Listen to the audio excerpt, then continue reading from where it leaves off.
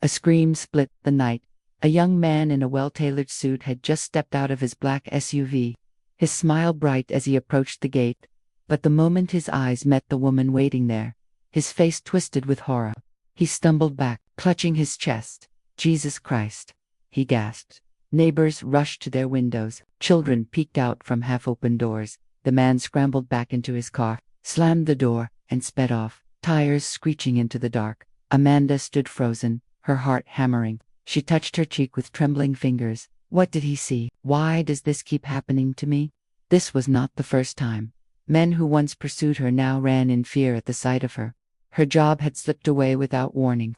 Her friends whispered behind her back. At night, she clutched her pillow, sobbing into it, whispering to the ceiling, "God, what is happening to me? What did I do?" But the answer lay not in heaven. It lay buried in a poisoned friendship that had begun years ago, under the shade of mango trees. Amanda was born in a small, peaceful town, the only child of her parents. From the moment she opened her eyes, people whispered that she was not ordinary. "She's too fine," one nurse said. "Her face looks like light." Her father was a humble teacher. Her mother ran a small provision shop. They weren't rich, but they had joy, and Amanda was their crown jewel. By the age of 3, Amanda could silence a crying child with her smile. Neighbors said her presence brought peace. At church, ushers begged her mother to let her sit in front because her face calms the room. Her beauty wasn't just in her face, it was in her kindness. She greeted elders, helped strangers, carried heavy loads for old women. She was gentle, respectful, and loved by all. But true beauty's dangerous. It stirs admiration in some, and burns envy into the hearts of others. Just 2 houses away lived Ruth. She and Amanda were close in age, inseparable playmates, twins born in different homes, people said. But while Amanda was adored, Ruth was overlooked. If they entered a room together, the praises rained on Amanda. If they stood side by side, Amanda was called princess. Ruth was given a flat "hello, dear." At first, Ruth smiled through it, but envy has a way of growing in silence. One night, at 12 years old, she stared into her mirror and whispered, "Why is it always her? Why does no one ever see me?" No one heard her. No one ever did. Amanda never noticed Ruth's bitterness. She shared everything: Biff's food, compliments. She even defended Ruth when others mocked her.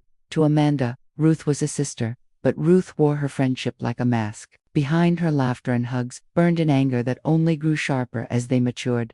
And then came Alex. He was tall, well-spoken, and the son of a wealthy businessman.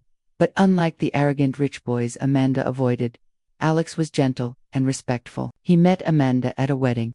She was dressed simply in yellow, glowing like sunlight. From that moment, he couldn't look away.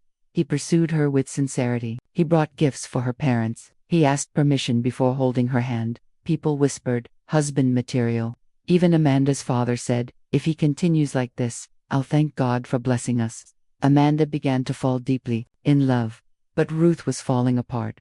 One evening, Amanda giggled, showing Ruth a text. "I think he's the one. I can feel it in my chest."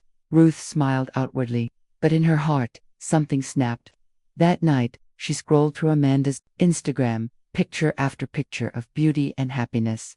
And then the thought came, like a whisper in the dark, "If I can't be her, I will destroy her." "Let's go out tonight, just us," Ruth suggested one evening. Amanda hesitated.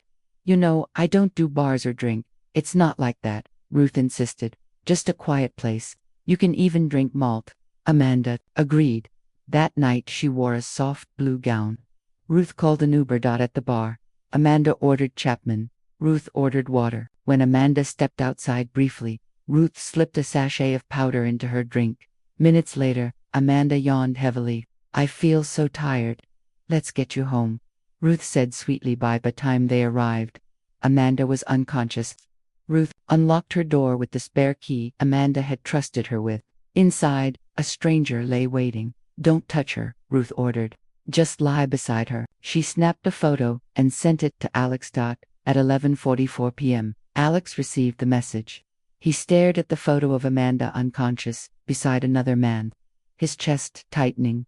Minutes later, Amanda's phone buzzed with his last words. "You played me. I thought you were different. I told my mother you were the one, but I was a fool. Don't ever call this number again." The next morning, Amanda woke weak and disoriented. How long was I out? Just a few hours, Ruth said smoothly. Amanda tried calling Alex, blocked, on WhatsApp. His final message burned. Even the devil wears a pretty face. Amanda collapsed, trembling. Beside her, Ruth patted her back, whispering, if he left you like that, maybe he was never meant for you. But in the kitchen, Ruth laughed until her stomach hurt. Fool, you thought you could leave me behind. Never.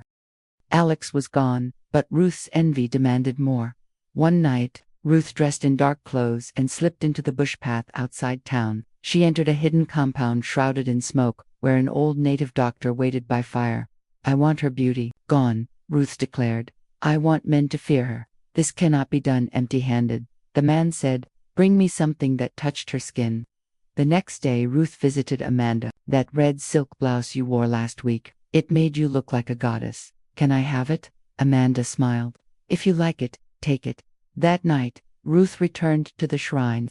The native doctor spread the blouse on the ground, sprinkled black powder, tied feathers, blood, and oil, and threw it into the fire. He handed Ruth a small black pot, wrapped in red cloth. From today, any man who sees her will see a monster, but hide this pot well. If anyone finds it, the curse will return to you 7 times stronger. Ruth's lips curled into a wicked smile. The curse struck like lightning. The next morning, Amanda prepared for a date with Jude, a respectful businessman. She wore a pink gown, radiant as ever. But when Jude saw her, his eyes widened. What's wrong with your face? He stumbled back, jumped into his car, and sped off. Amanda froze, heartbreaking. Neighbors whispered, why did he run like that? She called him. Blocked. It happened again and again. Every man who looked at her recoiled in horror. Even her boss at school dismissed her for no reason. Gossip spread like wildfire. She must have a spiritual husband. Beautiful girls like her, you don't know what they do at night. Amanda withdrew from the world. Her mirror became her enemy. At night she cried until her voice broke. God, she whispered, why are you punishing me? I only tried to be good. But heaven was silent. Meanwhile, Ruth thrived. She posted smiling photos online. She visited Amanda, pretending to care. Then, at night, she opened the cursed pot, lit a candle, and whispered, now the world can see who truly deserves to shine.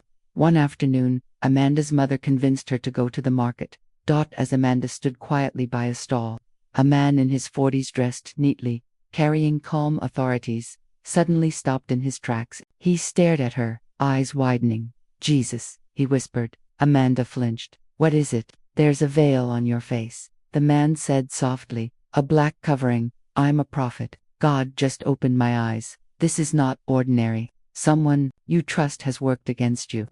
Amanda's heart shook. He handed her a card. Prophet Elijah, Ministries, Deliverance and Healing. If you still believe God can save, come tomorrow. That night, Amanda clutched the card like a lifeline.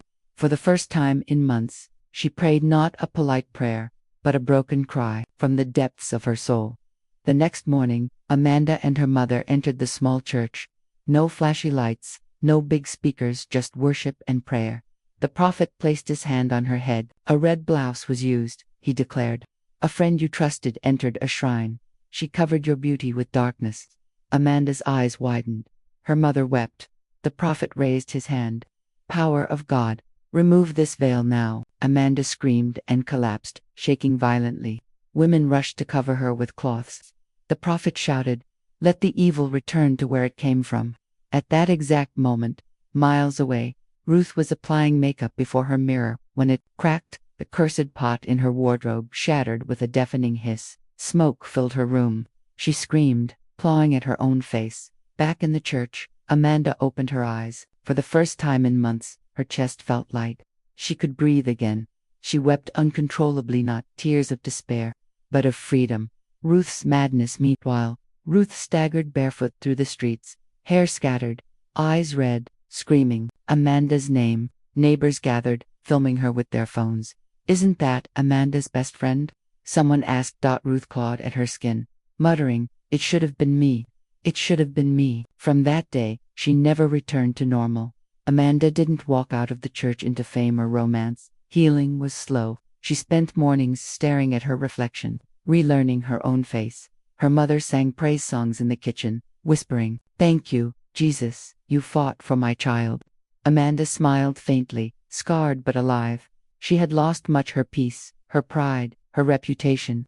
But she had gained something deeper: wisdom. She learned that not everyone who calls you sister is truly for you. She learned that envy, when unchecked, can destroy lives. And most of all, she learned that even when the world turns against you, heaven can still lift the veil. That evening, she looked at her reflection one last time. For the first time in months, she saw herself clearly. Amanda touched her face and whispered, "I am free." Fade out.